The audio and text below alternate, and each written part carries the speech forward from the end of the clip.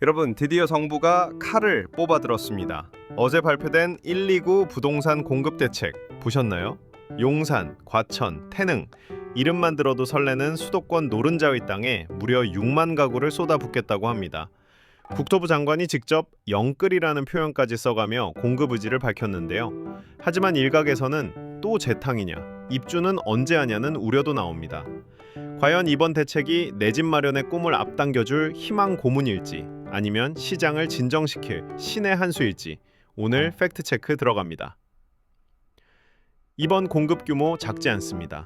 서울 3만 2천 가구, 경기 2만 8천 가구로 총 6만 호입니다. 판교 신도시의 2배가 넘는 물량이죠. 가장 주목할 곳은 역시 용산 국제업무지구입니다. 이곳에만 무려 1만 가구가 들어섭니다. 여기에 캠프킴 부지 2,500가구까지 합치면 용산 일대가 거대한 주거타운으로 탈바꿈하게 되죠.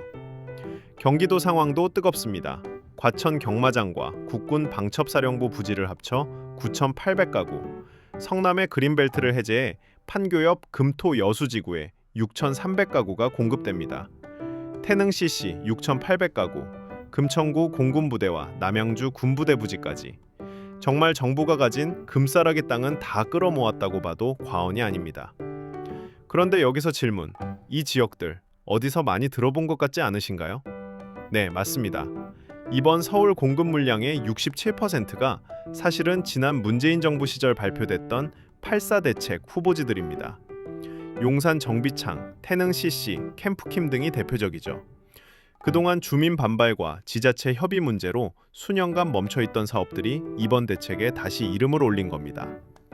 시장의 반응이 엇갈리는 이유도 여기에 있습니다. 입지는 훌륭하지만 그때 안 됐던 게 지금은 될까? 라는 의문이죠. 특히 태릉 CC나 과천 경마장 부지는 지역 주민들의 반대가 거세고 그린벨트 해제나 부지 이전 문제 등 넘어야 할 산이 여전히 많습니다. 가장 중요한 건 속도겠죠. 정부는 예비 타당성 조사 면제까지 하며 속도를 내겠다고 하지만 현실적인 스케줄을 봐야 합니다. 용산 국제업무지구는 2028년, 태릉 CC와 성남은 2030년에나 첫 삽을 뜹니다. 공사 기간을 생각하면 실제 입주는 2030년대 중반에야 가능하다는 뜻입니다. 당장 내년에 공사를 시작하는 곳은 강서 군부지 918가구, 단 한 곳뿐입니다. 전문가들은 이번 대책이 당장의 공급 부족과 불안 심리를 잠재우기에는 시차가 너무 크다고 지적합니다. 청년과 신혼부부를 위한 소형 임대주택 위주라는 점도 일반 아파트 매매 수요를 흡수하기엔 한계가 있다는 분석이죠. 자, 정리해볼까요? 정부의 이번 129 대책은 수도권 핵심지에 판교 2배 규모를 공급하겠다는 강력한 신호입니다. 입지만큼은 확실히 역대급입니다. 하지만 과거 실패했던 부지들의 재추진이라는 점, 그리고 실제 입주까지 10년 가까이 걸린다는 점은 우리가 냉정하게 판단해야 할 대목입니다. 정권이 바뀌어도 이 계획이 흔들림 없이 추진될지도 지켜봐야겠죠? 여러분은 이번 대책 어떻게 생각하시나요?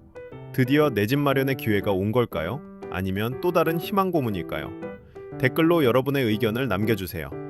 오늘 영상이 도움되셨다면 구독과 좋아요 부탁드립니다.